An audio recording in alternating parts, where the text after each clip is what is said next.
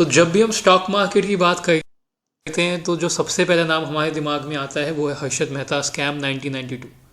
And ये बहुत common है। एंड इस वीडियो में हम जानेंगे कि एक्चुअली जो ये 1992 स्कैम किया गया था हर्षद मेहता से, ये एक्चुअली है क्या, ये स्कैम हुआ कैसे, क्या क्या लूपहोल्स उन्होंने इसके अंदर वो कर एक्सपोज, इसमें कौन कौन इन्वॉल्व था, एंड वही कुछ चीज़ें हम जानने की कोशिश करेंगे। पहला कुछ ब्रीफ हर्षद मेहता के बारे में। तो हर्षद मेहता स्टार्टिंग से स्टॉक मार्केट में इन्वॉल्व नहीं थे। वो एक्चुअली एक नॉर्मल जॉब करते थे एंड जो उनके भाई थे वो पहले लगे स्टॉक मार्केट में एंड उसके बाद वो खुद एंटर करे। एंड स्टॉक मार्केट में एंटर करने के बाद उन्होंने खुद की एक फर्म खोली by the name of Gromo research and asset management. क्योंकि ये हम बात करते हैं 1980s 1990s की, जब जो स्टॉक मार्केट है, जो बॉम्बे स्टॉक एक्सचेंज बहुत ही अनरेगुलेटेड मार्केट थी, गवर्नमेंट ज़्यादा इन्वॉल्व नहीं थी। जो सेबी 1988 में बनी थी और जब भी उसके पास कुछ पावर नहीं थी, वो नाम की एक ऑर्गेनाइजेशन थी। तो हम ऐसे टाइम की बात कर रहे हैं जब हमारी जो फाइनेंशियल मार्केट्स हैं एंड जो फाइनेंशियल सिस्टम है वो एक बहुत डेवलपिंग और नेसेंट स्टेज पे था, और उसकी वजह से ही ये जो स्कैम है वो हो पाया। क्योंकि हम आज से कंपेयर करें तो आज सिस्टम बहुत ज़्यादा स्ट्रिक्ट हो चुका है, बहुत ज़्यादा रेगुलेशंस हैं एंड आज एक सिस्टम में करना बड़ा मुश्किल है। तो उस टाइम के बेसिस में हम इसको जानेंगे। तो स्टार्टिंग से पहले कुछ देखते हैं कि उस टाइम पे सिस्टम वर्क कैसे करता था। तो अनलाइक एज ऑफ नाउ, जहाँ पे आपने अगर आपको कोई ट्रेड करना है तो आप अपने पोर्टल में गए, लेट्स से आप जीरोधा पे आपका अकाउंट या ICICI पे है, आप वहाँ पे गए और आपने लेट्स से रिलायंस आपको खरीदना है, आपने डाला रिलायंस का ऑर्डर 1 सेकेंड के अंदर, T+2 डेज़ के अंदर आपने ऑर्डर 1 सेकेंड में डाला और T+2 डेज़ में जो वो शेयर है आपके अकाउंट में आ जाएंगे। सिमिलरली अगर आपको वो शेयर बेचना है तो 1 सेकेंड के आप उनको बेच सकते हो। कोई वेटिंग पीरियड नहीं है, कोई इसमें वो नहीं है कि क्या पता मुझे डिलीवरी होए या ना होए। बहुत ही ट्रांसपेरेंट सिस्टम है एंड जिसके अंदर बैंक्स, आपके ब्रोकरेज, NSE BSE सब आपस में इंटरलिंक्ड है। तो कोई भी उसके अंदर ये चांस नहीं है कि क्या पता कोई पार्टी डिफ़ॉल्ट कर जाए। बट पहले ऐसा नहीं होता था। पहले जो शेयर्स थे वो फिजिकल फॉर्म में ट्रेड होते थे in the form of trade certificates, and जो ये लोग थे वो जॉबर्स थे जो BSE के फ्लोर्स पे होते थे। तो आपको उनको ऑर्डर देना पड़ता था एंड आपको डिलीवरी क्या पता 15 दिन 20 दिन, क्या पता 1 महीना लग जाए आपको शेयर ना मिलने में। जिसका मतलब ये है कि मैनिपुलेशन की बहुत ज़्यादा चांसेस है। क्योंकि आप मानिए कि आपने ऑर्डर प्लेस किया 1 जनवरी को, पहली बात तो यही नहीं पता कि 1 जनवरी को जो आपने ऑर्डर प्लेस किया वो किस टाइम पे हो, whether it's done at 9:30 AM 12 PM और वेदर इट्स 1 PM, टाइम ही नहीं पता। तो जो वहाँ पे ब्रोकर है वो बहुत ईजिली मैनिपुलेट कर सकता है। विच मीन्स 1990s के अंदर broker was a true king, जो उसका मन करे वही वो कर सकता है। और हर्षद मेहता ने भी एक ब्रोकर, जब अपना सक्सेस पाया तो वो एक ब्रोकर की तरह स्टार्ट करे। अगर मैं एक लाइन में बताऊं तो 1991 अप्रैल के अंदर जो सेंसेक्स था, जो एक BSE के रन द्वारा एक इंडेक्स है जिसके अंदर जो टॉप शेयर होते हैं हमारे कंट्री के वो लिस्ट होते हैं, तो इट वॉज एट 1250 इन 1991 अप्रैल। और 1992 अप्रैल में जो उसकी वैल्यू थी it was around 4400, which means almost 3.8 times एक साल में। ये पॉसिबल जब ही है अगर आप मार्केट को आर्टिफिशियली इन्फ्लेट कर रहे हो। और इसका सबसे अच्छा एग्जाम्पल है ACC। इस कंपनी को हर्षद मेहता 3 महीने के अंदर 200 रुपये से 8000 तक ले गए। अब हर्षद मेहता ऑब्वियसली बहुत ही एक अच्छे, इसी से rich, he was one of the richest guy in India at that time. But एक शेयर को या मार्केट को इतनी ऊपर ले जाना एक बंदे के लिए पॉसिबल नहीं है। विच मीन्स उन्होंने कुछ सिस्टम के लूप होल्स को एक्सपोज किया, और वो क्या थे। स्टार्टिंग विथ उसके लिए मैं आपको एक ब्रीफ दे देता हूँ। पहले क्या होता था, आप सबने CRR और SLR का आई होप सुना होगा, cash reserve ratio and statutory liquidity ratio. ये एक रेशियो होती है जो एक नॉर्मल बैंक को RBI के साथ रखनी पड़ती है। As of today, SLR stands at 18% and CRR stands at 4%. But जब वैसा नहीं था, एट दैट टाइम अगर मैं बात करूँ 1991 की, तो CRR was around 26% and SLR was around 37.5%. Which means जो बैंक को पैसे देने हैं टू कमर्शियल लेंडिंग वो बहुत कम है। विच मीन्स NPAs की जो चांसेस है वो बहुत ज़्यादा है कि NPAs विल बी ग्रेटर, क्योंकि उस टाइम पे सिस्टम बहुत रेगुलेटेड था। Government was trying to prioritise some sectors even though they were loss making. तो इसकी वजह से तो बैंक्स को एक बहुत अच्छी अपॉर्चुनिटी मिलती थी कि वो अपने पैसे और अगर शॉर्ट टर्म लेंडिंग में इससे शॉर्ट टर्म लेंडिंग से किसी से बोरो करना है तो banks could borrow from their other banks and उनको इंटरेस्ट मिल जाता था, तो ये बहुत अच्छा वे था। अगर मैं आपको एक करंट वे से समझाने की कोशिश करूं कि लेट्स से HDFC को थोड़े फंड्स की कमी पड़ रही है और ICICI के पास एक्स्ट्रा फंड्स है, तो वो HDFC क्या करेगा, for a period of 15 days वो ICICI से ले लेगा। अब HDFC को फंड्स मिल गए और ICICI के पास जो स्पेयर मनी था उस पर उसको इंटरेस्ट मिल गया, both the parties are happy. तो पहले भी यही सिस्टम था, बट बैंक्स ने क्या किया, because Harshad Mehta was such A reputed man, उन्होंने हर्षद मेहता के नाम पे चेक्स ऑर्डर कर दिए। इन अदर सेंस यहाँ पे जो दो पार्टीज मैंने अभी बोली, HDFC एंड ICICI बैंक, आप अब अज्यूम करें बीच में हर्षद मेहता और आ गया। इन अदर वर्ड्स HDFC को पैसे चाहिए और ICICI को पैसे देने हैं किसी को, तो हर्षद मेहता ने ICICI बैंक से पैसा लिया और HDFC को चिपका दिया, वो बीच में एक मिडल मैन बन गया। बट इसमें आप बोलोगे तो इसमें दिक्कत क्या है? इसमें दिक्कत ये थी कि हर्षद मेहता अगर ICICI को पैसे आज अपने देने हैं तो हर्षद मेहता से थोड़ा टाइम मांगेगा कि यार let's please give me 1 week, मैं आपको 1 महीने में आपको कोई मैं दे दूंगा जिसको पैसे चाहिए। एंड सिमिलरली अगर HDFC को पैसे बोलो कोई नहीं है तो HDFC को बोलेगा कि आप मुझे वो एक लेटर दे दे कि यू वांट मनी और मैं आपको 1 हफ्ते में दे दूंगा। जो ये पीरियड है जो बीच का, हर्षद मेहता क्या खरीदते थे, इन पैसों को स्टॉक मार्केट में डालते थे, विच मीन्स जो मनी जो स्टॉक मार्केट में जा रहा है एक्चुअली वो उनका पर्सनल मनी नहीं है, it's banking money. In other words वो लोगों का ही पैसा है जो बैंक में जाके वो ले रहे हैं एंड उससे मार्केट को चढ़ा रहे हैं। अगर मैं आपको एक बेसिक बताऊं तो अभी मैंने बस 2 बैंक्स एग्जाम्पल लिया है, अब आप सोचे ऐसे 15-16 बैंक्स हैं और अगर आपस में बैंकिंग को कॉम्बिनेशन बनाओ तो आप सोचो हमें कितने सारे बैंक्स का पैसा लेके, एंड नॉट इवन बैंक्स, आप इसमें banks, NBFCs, PSUs, because in तीनों के पास एक्स्ट्रा फंड्स रहते हैं, किसी को बोलो करना किसी को देने, तो इन तीनों पार्टीज के पास है जो स्टॉक मार्केट में पैसा डाल रहे हैं। अगर मैं एक फिगर बताऊं तो बस NBFCs एंड बैंक्स को अराउंड 4000 करोड़ का लॉस हुआ था इन हर्षद मेहता स्कैम। और आप 4000 1990s के हिसाब से देखें, इंडिया की जो इन्फ्लेशन अराउंड 6-7% रहती है, तो अगर 1991 में इतने का घाटा हुआ तो अगर अब के उसमें देखोगे तो बहुत ज़्यादा है फ्रॉम दैट पीरियड। तो आप देख सकते हैं स्केल कितना बड़ा था। एंड इसका यही सबसे बड़ा लूप होल था bank receipts, forward bank receipts था इसका मेन, क्योंकि इनिशियली तो हर्षद मेहता बैंक रिसीट्स के साथ करते थे, जैसे ICICI से बैंक रिसीट दी और HDFC को दे दी, बट अब उनके जैसे मार्केट को ऊपर लेते गए तो उनको और भी ज़्यादा फंड्स चाहिए थे मार्केट को और ऊपर लेके जाने के लिए, तभी उनका निकनेम था बिग बुल, वो स्टॉक मार्केट का बच्चन, क्योंकि वो मार्केट को बस ऊपर ही लेके जाते थे, नॉट नीचे। एंड अब आप करंट सिनेरियो में अज्यूम कर सकते हो कि अगर निफ्टी 10,000 पे है और उसको आप 11,000 पे लेकर जाना चाहते हो तो ठीक है, अब 11 से फिर 12,000 वो मुश्किल है जैसे जैसे मार्केट, तो विच मीन्स आपको और फंड अंदर डालना पड़ेगा।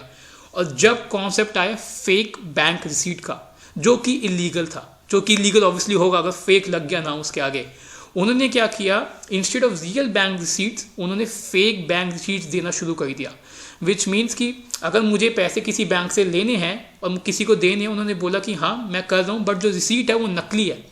और ये घोटाला सबसे पहले नोटिस हुआ था SBI के अंदर, जहाँ पे 500 करोड़ की फेक बैंक रिसीट हुई थी बैंक के पास, क्योंकि जब बैंक ने वो सेम बैंक रिसीट RBI को दिखाई तो RBI ने बोला मेरे पास इसका कोई रिकॉर्ड ही नहीं है, RBI के पास कोई रिकॉर्ड ही नहीं था 500 करोड़ रुपए का।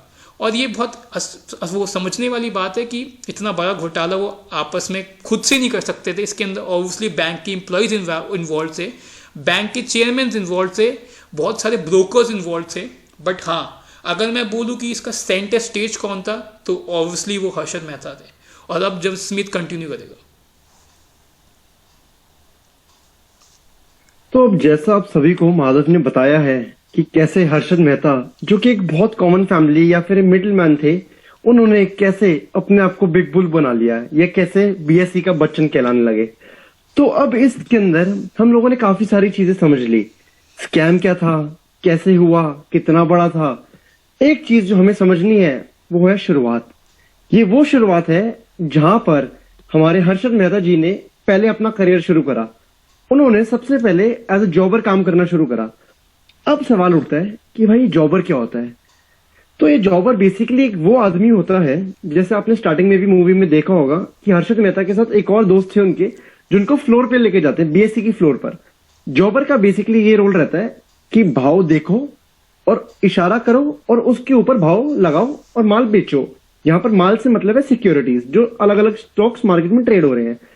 सबसे पहली चीज जो अब हम लोगों को समझनी है कि क्या जो जॉबर है वो कोई भी बन सकता है? नहीं, जॉबर कोई भी नहीं बन सकता। अगर आप सोचे कि मैं, हर्षद या मेरा दोस्त मेहता, हम दोनों जाके अंदर मार्केट में जाए बीएसई पे तो हम लोग जॉबर बन जाएंगे, नहीं, हम लोग जॉबर नहीं कहलाएंगे। जॉबर जो है वो ब्रोकर जो होते हैं उनके थ्रू ही ऑथराइज होते हैं। जॉबर जो है वो ब्रोकर्स के नाम पे काम करते हैं। अब जैसे कि अगर हम बात करते हैं कि बाय चांस, जैसे आपने स्टार्टिंग में भी सुना हो, हर्षद मेहता का 2,000 रुपए का नुकसान हो गया था पहले दिन पर। तो जब वो अपने ब्रोकर के पास गए तो उन्हें बहुत ज्यादा डांट पड़ी। क्यों? क्योंकि जो जॉबर है इसका मेन काम है जितना कंपनी का प्रॉफिट है, यानी जितना उनका ब्रोकर प्रॉफिट कमाएगा उसमें से उसको कुछ हिस्सा अपने लिए मिलेगा, जिससे वो। अगर अब हम बात करते हैं कि एक जॉबर बनने के लिए क्या क्या क्वालिफिकेशन चाहिए थी, तो मेरे दोस्तों ऐसी कोई क्वालिफिकेशन नहीं थी जो कि आज के जमाने में देखी जाती है। जैसे कि आपकी डिग्री, आप कितने तेज हैं, वो सब कुछ नहीं देखा जाता था। एक चीज जो देखी जाती थी वो थी कि आप कितनी जल्दी चीजें याद कर सकते हो और कितनी जल्दी उनको सही तरीके से प्रेजेंट कर सकते हो। जैसे कि आपने देखा होगा जब हर्षद मेहता का इंटरव्यू चल रहा था तो उनको ये बताया गया कि ये पोजीशन के लिए ना कि 5वीं क्लास का बच्चा भी काम कर लेगा। बट उन्होंने ये चीज करी कि 4-5 बार उनको अलग अलग नंबर्स बताए और देखा कि क्या वो याद कर सकते थे। अब आप पूछेंगे कि यार वो तो उसका काम है बाय और सेल करना, सिक्योरिटी को मार्केट में लिक्विडिटी बढ़ाना, तो उसको मेमोरी से क्या लेना देना। तो दोस्तों अब ये चीज समझते हैं कि जब जहां पर जॉबर काम करता है ना वहां पर लगभग 200, 300, 400, 500 लोग और भी जॉबर्स होते हैं। उस सिचुएशन के अंदर काफी सारे लोग बोल रहे होते हैं, काफी सारा शोर होता है, तो बंदा भूल जाता है वहां पर। तो इस केस के अंदर ये जरूरी है कि एजुकेशन क्वालिफिकेशन मैटर नहीं करती आपकी, आपका अरिथमेटिक बहुत स्ट्रांग होना चाहिए और आपकी जो मेमोरी पावर है वो बहुत स्ट्रांग होनी चाहिए।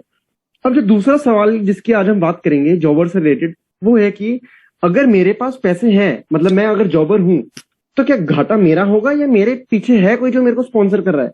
तो जैसे मैंने आपको बताया, हम जॉबर्स के पीछे एक ब्रोकर होते हैं। अगर मैं कोई भी घाटा करूंगा या मैं कोई भी गलत काम करूंगा तो मेरा जो है ब्रोकर रिस्पॉन्सिबल होगा मेरे लिए, ना कि मैं, क्योंकि ब्रोकर ने ही मेरे को अपने लिए हायर करा है जिसके बिहाफ पर मैं ट्रेड कर रहा हूं। अब जितने भी जॉबर होते हैं ये आजकल के इन्वेस्टर की तरह नहीं है। जी हाँ, मतलब इन्वेस्टर तो वर्ड ही गलत हमने यूज कर लिया, असली वर्ड है स्पेक्यूलेटर। ये जॉबर जितने भी हैं ये लोग 2-3 दिन, 4 दिन, 5 दिन के लिए सामान नहीं रखते थे। इनका मेन काम रहता था कि सिक्योरिटी को लोग 1 दिन के लिए रखो, यानी सुबह खरीदो और शाम में बेचो। ये लोग पोजीशन बनाते ही नहीं थे और काफी ज्यादा फ्रीक्वेंसी पर ट्रेड करते थे। जितनी ज्यादा प्रॉफिट उसका कुछ कमीशन इनकी आमदनी। तो अब दूसरी चीज जो हम बात करते हैं वो है इनसाइडर ट्रेडिंग की। तो इनसाइडर ट्रेडिंग आपको तो पता ही होगा कि किस तरीके से हर्षद मेहता के कितने बड़े बड़े कॉन्टैक्ट थे, किस तरह वो कंपनीज के अंदर जाते थे, उनकी लेबर यूनियन से बात करते थे, उनकी मैनेजमेंट से बात करते थे और इस इंफॉर्मेशन के साथ वो मार्केट में ट्रेड करते थे। तो अब आप पूछेंगे कि यार इसमें गलत क्या है, उनके पास पैसा था, ये चीज तो ऐसी है जो बड़े बड़े इन्वेस्टर आज के टाइम में भी करते हैं। तो जी सबसे पहले हमें ये चीज समझनी है, जब भी हम इनसाइडर ट्रेडिंग की बात करते हैं तो 2 शब्द उसके अंदर अहमियत रखते हैं। सबसे पहला अनडिस्क्लोज्ड और दूसरी चीज है प्राइस सेंसिटिव इंफॉर्मेशन। अनडिस्क्लोज्ड का ये मतलब है कि इस इंफॉर्मेशन को मार्केट में पता ही नहीं है। अगर आपको एक इंफॉर्मेशन पता है तो मतलब लोग यहां पर हैं और आप यहां पर हो, इम्बैलेंस हो रहा है इसके बीच में और आप कहीं ना कहीं फायदा करना चाहते हो अपना। तो अगर आपके पास पैसा है, आप ये चीज करोगे तो आप अपने लिए तो प्रॉफिट कर लोगे, बट जो बाकी मार्केट के अंदर रिटेल इन्वेस्टर है उनका बहुत ज्यादा नुकसान हो सकता है। दूसरी चीज हमें ध्यान देनी है वो है प्राइस सेंसिटिव। अगर कोई ऐसी इंफॉर्मेशन है जिससे भाव पर कोई फर्क पड़ता ही नहीं तो वो प्राइस इनसाइडर ट्रेडिंग नहीं कहलाएगी। बट इनसाइडर ट्रेडिंग कहलाने के लिए एक प्राइस सेंसिटिव इंफॉर्मेशन का होना बहुत जरूरी है, यानी कोई ऐसी इंफॉर्मेशन जिससे भाव बहुत ऊपर जा सकता है या भाव बहुत नीचे जा सकता है। अगर मैं आपको एग्जांपल दूं कि कंपनी के जो प्रमोटर्स हैं उन्होंने काफी ज्यादा पर्सनल लोन ले लिया है जिसके कारण उनको अपने शेयर कंपनी के प्लेज करने पड़ेंगे। ये इंफॉर्मेशन ऐसी है कि ये शेयर का भाव ऊपर और नीचे कर सकती है। तो इस केस के अंदर ये एक प्राइस सेंसिटिव इंफॉर्मेशन हुई। एंड अगर जैसे मान लीजिए हर्षद मेहता को ये चीज पता है तो वो भाव को ऊपर भी कर सकते हैं या फिर प्राइस को शॉर्ट भी कर सकते हैं ताकि उनका मुनाफा हो जाए और बाकी मार्केट को नुकसान हो जाए। दूसरा सिचुएशन अगर हम बात करते हैं, मानिए कि कंपनी के अंदर एक लेबर स्ट्राइक चल रही है जो कि 2 से 4 घंटे की है क्योंकि सैलरी नहीं बढ़ पा रही कंपनी की और मार्केट के अंदर, इकोनॉमी के अंदर सिचुएशन थोड़ी खराब है, मतलब इकोनॉमी जो है हमारी थोड़ी डाउन टाउन के अंदर है, तो यहाँ पर कंपनी की मैनेजमेंट उनकी एम्प्लॉयज की सैलरी नहीं बढ़ा पा रही, तो जो छोटी मोटी से 2-3 घंटे की कोई स्ट्राइक है, तो इस स्ट्राइक का कोई मटेरियल इंपैक्ट नहीं होगा शेयर प्राइस पे, क्योंकि ये चीज ऐसी है जो हर एक कंपनी के अक्रॉस कॉमन रहती है, तो ये एक प्राइस सेंसिटिव इंफॉर्मेशन नहीं है। तो अगर हम बात करें और इस चीज को समराइज करें, इनसाइडर ट्रेडिंग का बेसिकली वो मतलब है, यहाँ पर आपके पास अनडिस्क्लोज्ड और प्राइस सेंसिटिव इंफॉर्मेशन है, इसके थ्रू आप मार्केट में आके ट्रेड कर रहे हो और अपने पैसे के दम पर अपने आप को और बड़ा कर रहे हो। ये एक ऐसी चीज थी जो हर्षद मेहता ने करी थी, जिसके कारण जैसे मेरे मित्र हर्षद ने बताया, वो एसीसी का शेयर 200 से लेके 8,000 तक ले गए। जी हाँ, 8,000 रुपए तक। अब आप पूछेंगे कि ठीक है यार, उन्होंने कर लिया, अब क्या फर्क पड़ता है इनसाइडर ट्रेडिंग से? जी हाँ, फर्क पड़ता है।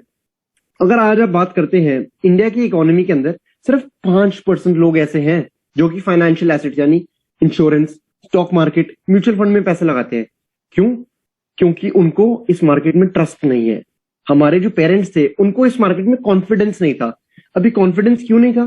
क्योंकि काफी सारे बड़े बड़े स्कैम्स हो चुके हैं, Karvy scam, Harshad Mehta scam, Ketan Parekh scam, काफी सारे ऐसे स्कैम्स हो चुके हैं जिनके कारण इन्वेस्टर कॉन्फिडेंस जो है इरोड हो चुका है।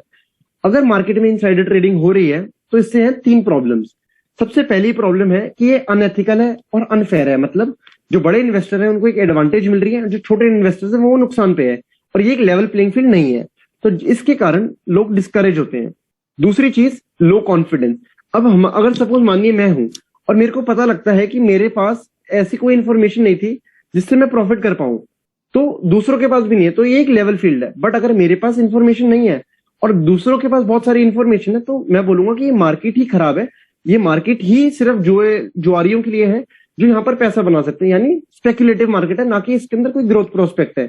तीसरी चीज, अगर हम बात करते हैं किसी भी कंट्री की, उसकी प्रोग्रेस जो है वो पता लगती है उसके इंडेक्स से, यानी सेंसेक्स, बीएसई, इन चीजों से, सेंसेक्स, निफ्टी, इन चीजों से पता लगती है कि कितनी स्ट्रांग है उनके स्टॉक एक्सचेंजेस भी। बट यहाँ पर हमें एक चीज समझनी है कि अगर हम लोग अपने बैरोमीटर को इन्फ्लेट कर रहे हैं तो कभी ना कभी इसका अंत होना है। अगर इसका अंत होगा तो ये अंत बहुत भयानक होगा और हमारे देश की, पूरे वर्ल्ड के अंदर इज्जत खराब हो जाएगी।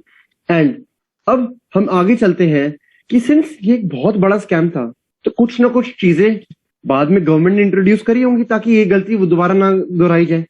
तो अगर हम बात करते हैं तो ऐसी 1 नहीं, 2 नहीं, 3 नहीं, बहुत सारी चीजें हैं जो कि सरकार ने इंट्रोड्यूस करी है मार्केट्स को रेगुलेट करने के लिए, ताकि इन्वेस्टर का ट्रस्ट, कॉन्फिडेंस एंड रिलायबिलिटी बढ़ सके, एंड छोटे छोटे रिटेल इन्वेस्टर्स भी आजकल मार्केट में आके काफी ज्यादा वेल्थ क्रिएट कर सके ओवर लॉन्ग टर्म।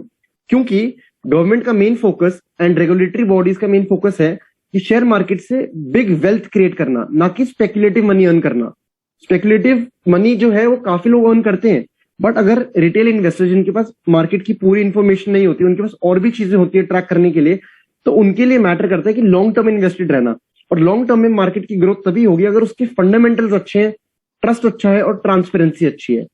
तो गवर्नमेंट ऑफ इंडिया ने सेबी के साथ, आरबीआई के साथ, जितने भी बड़े बड़े हमारे फाइनेंशियल इंस्टीट्यूशंस है, सबके साथ मिलकर कुछ नियम लाए हैं, जिसके कारण आज हमें केतन पारेख, हर्षद मेहता जैसे स्कैम नहीं दिखने पड़ रहे, एंड हर साल के साथ हमारी जो गवर्नेंस है अच्छी हो रही है। तो सबसे पहली चीज है एनएसई की स्थापना। आपने ये सुना होगा कि हर्षद मेहता ट्रेड करते थे बीएसई पर। जब वो बीएसई पर ट्रेड कर रहे हैं तो एनएसई का तो कोई नाम नहीं था, जितने ऑर्डर थे, जितने जॉबर्स थे, सब बीएसई पर काम करते थे। तो लिक्विडिटी मार्केट की बढ़ाने के लिए और ट्रांसपेरेंसी लाने के लिए उन्होंने एक एनएसई एक्सचेंज की स्थापना करी। उसके बाद आपको पता होगा कि सेबी जो थी 1988 के अंदर स्टैब्लिश हो गई थी, बट उनको 1992 में गवर्नमेंट ऑफ इंडिया के द्वारा और पावर्स दी गई ताकि वो रेगुलेटरी कंट्रोल एंड स्क्रूटिनी रख सके जितने भी ब्रोकर्स हैं, जितने भी एक्सचेंजेस हैं एंड जितने भी फाइनेंशियल मार्केट के पार्टिसिपेंट्स हैं, जिसके कारण सेबी जो है एक बहुत स्ट्रॉन्ग बॉडी बन गया एंड सेबी ही आजकल सारी इनसाइडर ट्रेडिंग जैसी प्रैक्टिसेस को रेगुलेट करता है।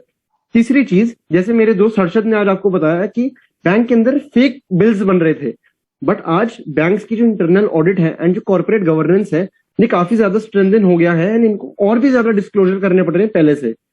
चौथी चीज जो कि सबसे इंपॉर्टेंट है वो है कि पहले काम होता था जॉबर्स के द्वारा, यानी वो पर्चियां ले लेके ऐसे ऐसे बांटते थे।